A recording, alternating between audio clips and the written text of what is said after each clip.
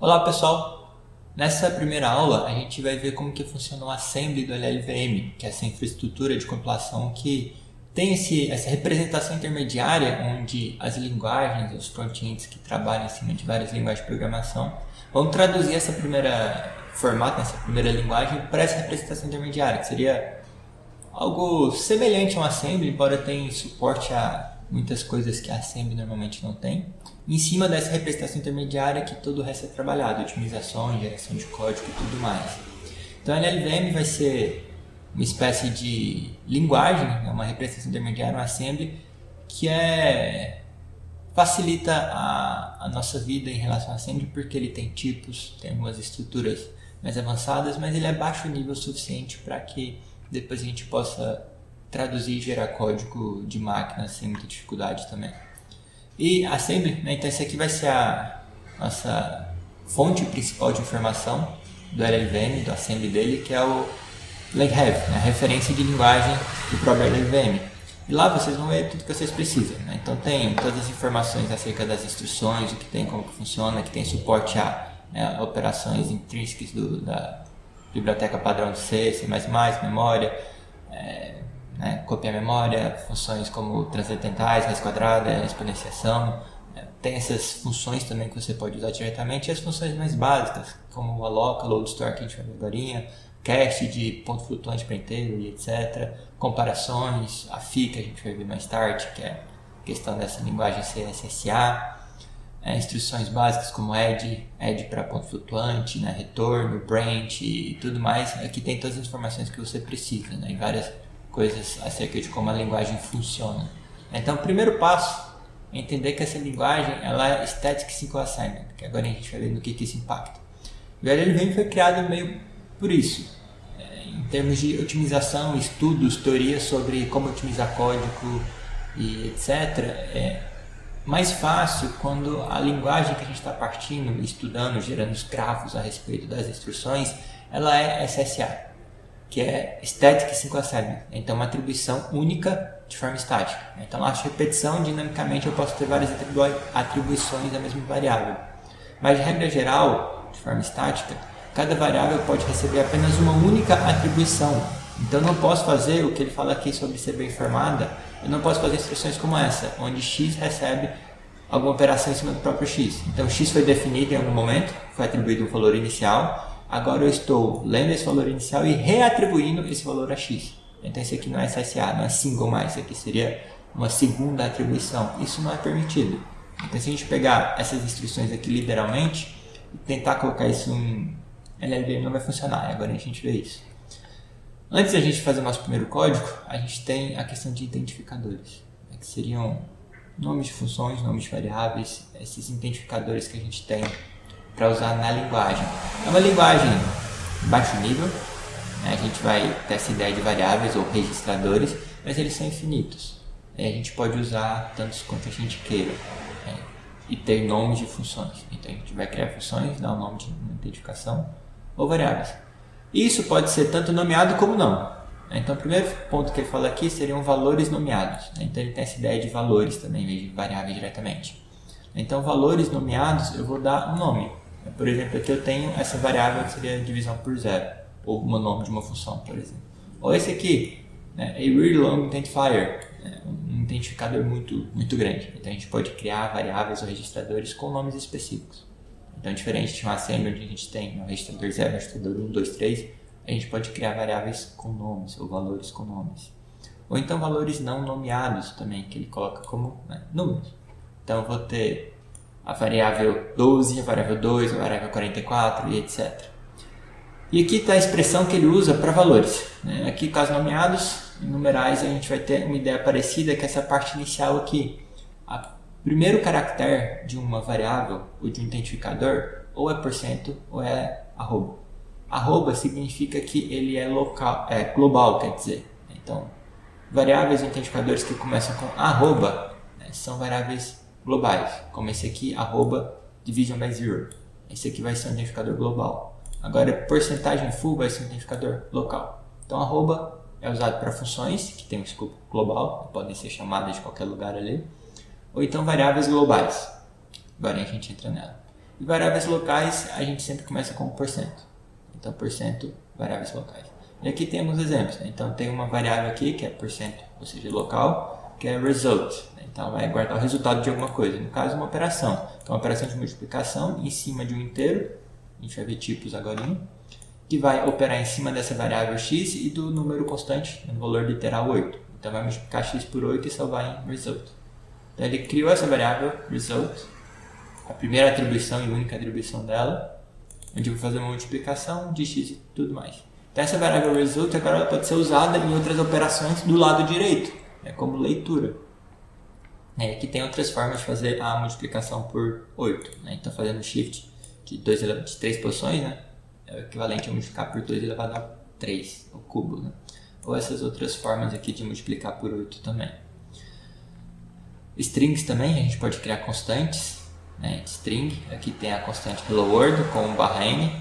Ele usa ASCII. Então a gente pode colocar a barra e o valor hexadecimal para pegar qualquer caractere daquela tabela ASCII, ASCII 2 ou ASCII, onde 0A seria o /n, 00 seria a final terminador de string. Então ele cria, no caso aqui, uma variável global, começa com, o nome dela é .str, então isso aqui é permitido, a gente pode ter como primeiro caractere depois do % ou do arroba para valores nomeados o traço, AZ letras minúsculas, AZ maiúsculas, o dólar, o ponto ou o underline. Então aqui tem uma variável que começa com arroba, ponto, str. É uma variável global, privada, a gente pode colocar atributos para funções e variáveis que a gente não vai trabalhar, não chega nesse nível ainda. Aqui é uma constante, a constante ele fala que é o tipo que é, e 8 quer dizer um byte, depois a gente vê sobre tipos. 13, então tem 13 caracteres de um byte, que seria essa string aqui, 13 caracteres.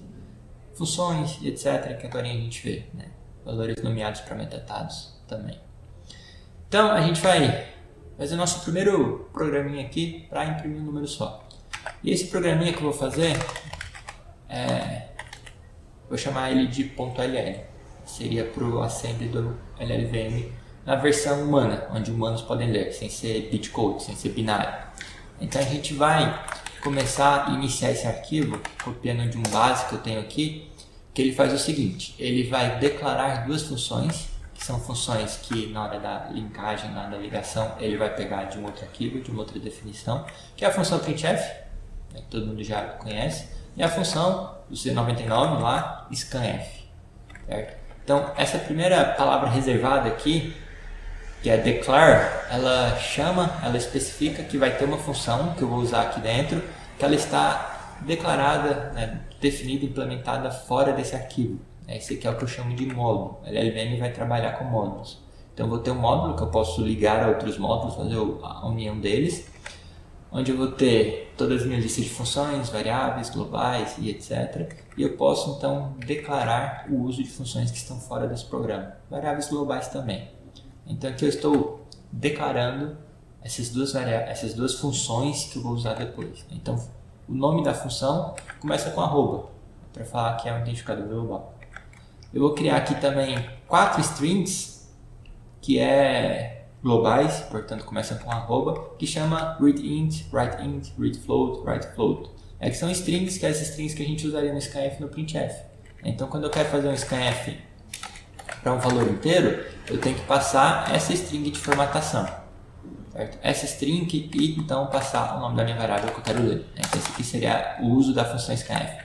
Essa string aqui, como eu vou usá-la várias vezes para ler o inteiro, eu já coloquei ela aqui direto como uma constante. Então ela é a porcentagem D e a terminação dela, que seria o 00.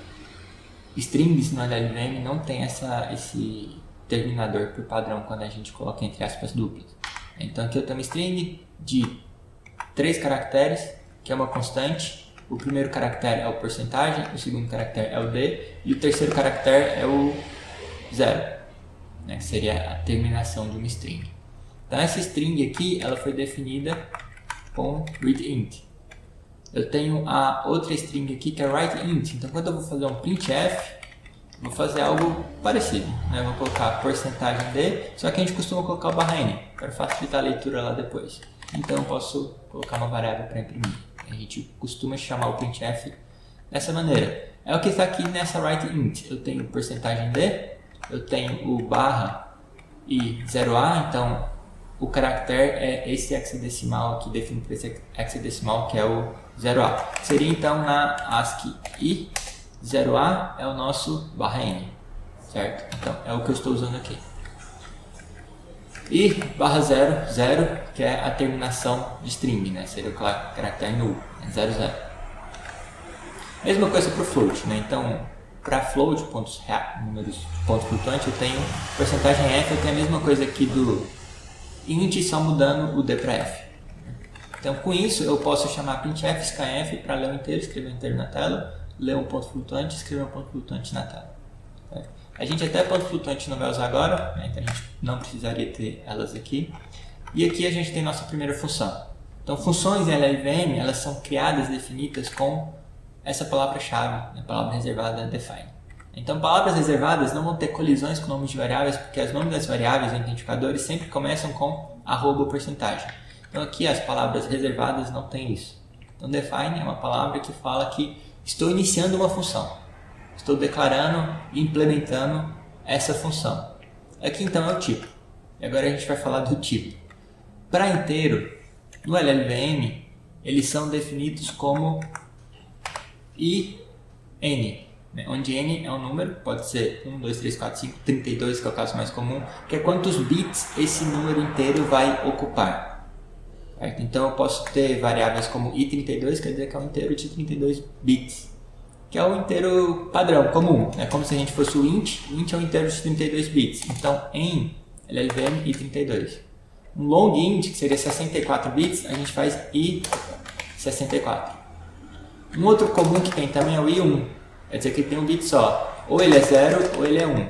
Ou ele é falso ou ele é verdadeiro. Então esse tipo i1 é muito usado também para valores booleanos, para comparações, para testes.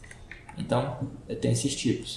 Eu tenho também os tipos float, double, half, e alguns outros que é para ponto flutuante. Então float seria, para a maior parte dos casos, um número de ponto flutuante de 32 bits. Double, um número de ponto flutuante de 64 bits. E tudo isso eu posso ver aqui também na minha definição. Então, tipo, né, sistema de tipos. Eu tenho o tipo void, para funções que podem retornar void, que aqui eu estou falando qual que é o... Deixa eu apagar tudo isso aqui. Estou falando qual que é o tipo que a minha função vai retornar. Ela vai retornar o inteiro. Ela poderia retornar void também, uma função do tipo void. Então eu falei que é do tipo inteiro, 32. Então eu tenho o tipo void e eu tenho aqui no caso o tipo inteiro. Inteiro pode ser i32, que é um inteiro de 32 bits e tudo mais. Então ele é in. i1, único bit. i32, um inteiro de 32 bits. E esse número aqui, um inteiro muito grande, mais de 1 milhão de bits. É possível fazer isso, né? Ponto flutuante, eu tenho aqueles que eu falei lá, né? Half, float, double, tem pfloat também e outros mais específicos. E ponteiros, etc. que depois a gente entra lá. Então eu estou criando uma função que retorna 32 bits. Essa função, agora eu vou falar qual que é o identificador dela, o nome dela. É um identificador global, funções têm isso. Arroba, então começa com arroba e essa função main. A primeira função que vai ser executada quando iniciar esse programa. No caso, ela retorna o número 0. Certo? Então, hat é a função return. Eu tenho que falar qual que é o tipo de retorno, o valor que eu estou retornando. Aqui uma constante, 0. Então, ela vai retornar a constante 0. Agora, então, eu vou fazer a chamada de uma função. Então, para chamar uma função, a gente faz call. O tipo de retorno dela, printf, retorna um inteiro de 32 bits. Scanf também, para falar se deu sucesso ou algum problema. Eu vou chamar essa função printf, que é convenção C. Eu tenho parâmetros variados, né, varargs, então eu vou chamar printf, arroba, printf. Eu vou falar primeiro qual que é o ponteiro, que seria o ponteiro para string de formatação. Então eu vou falar ptr. A partir da versão 15 eu vou ter a questão de ponteiros opacos, então não preciso falar qual que é o tipo de ponteiro, se é um ponteiro para caracteres e tudo mais, eu só falo PTR. E variáveis globais, elas estão automaticamente na memória. Então, todas as variáveis que eu declarei de forma global são ponteiros. Então, aqui eu vou falar para usar a string writeInt. Depois eu passo os valores que eu quero imprimir na tela. Então, por exemplo, nossa primeira variável, que vai ser um valor não nomeado, ou seja, um valor numeral. Ela vai receber a função soma e 32 de 0 com 10. Então eu vou somar 0 com 10 e salvar em porcentagem 1. Essa variável, nesse registrador de porcentagem 1. Então lá eu vou ter o número 10. Então aqui eu vou falar para imprimir, esse parâmetro é um inteiro de 32 bits, que é o porcentagem 1. A princípio, esse programa tem que imprimir o número 10 na tela, captar aqui e retornar 0. Então se eu tentar executar, e aqui eu vou executar ele, na verdade interpretar esse programa. Eu tenho essa ferramenta do LLVM, que é o LLI, que é o interpretador desse código LLVM, essa representação intermediária. Eu estou usando a versão 19, que já tem a questão de ponteiros opacos, porque esse sistema aqui, o padrão dele é a versão 14, que não vai aceitar aquele ponteiro daquele tipo. Então se eu executar LL, ele vai imprimir 10 na tela com /n e acabou. Então isso aqui é a minha função. E se eu colocar outro número lá então, porcentagem, eu posso usar nomes para variáveis, né? Então x é igual a add e 32 de porcentagem 1 com 25. Então se eu mandar imprimir porcentagem x, ele vai imprimir o 10 mais 25, 35 na tela. Então ele vai imprimir 35 na tela. E o que não é permitido então, por SSA, é aquela questão de porcentagem x recebe add e 32, porcentagem x 1. Eu quero incrementar o valor de x. Isso aqui em LLVM não é permitido porque ela tem múltiplas definições. Esse aqui é o erro que ele vai acusar. Eu estou tentando criar uma nova variável x, mas já existe uma, eu não posso ter essa atribuição dupla.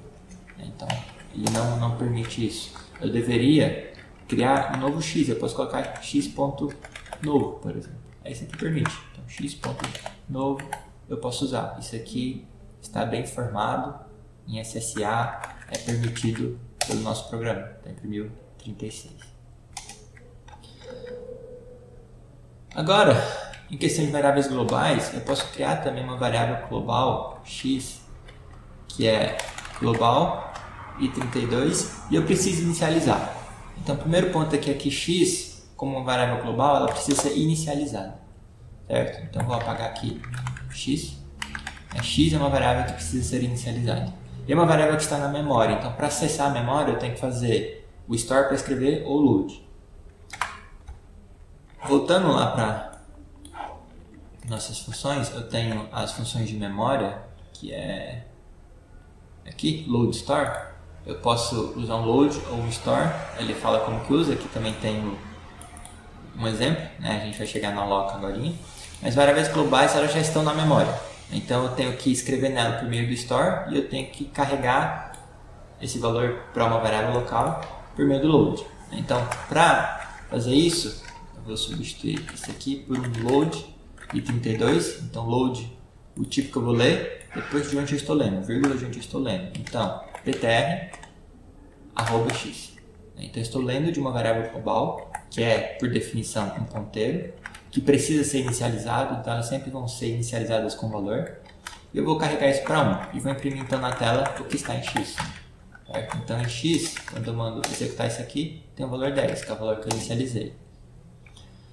Eu posso então fazer algo que, como é memória, SSA é válido para valores locais.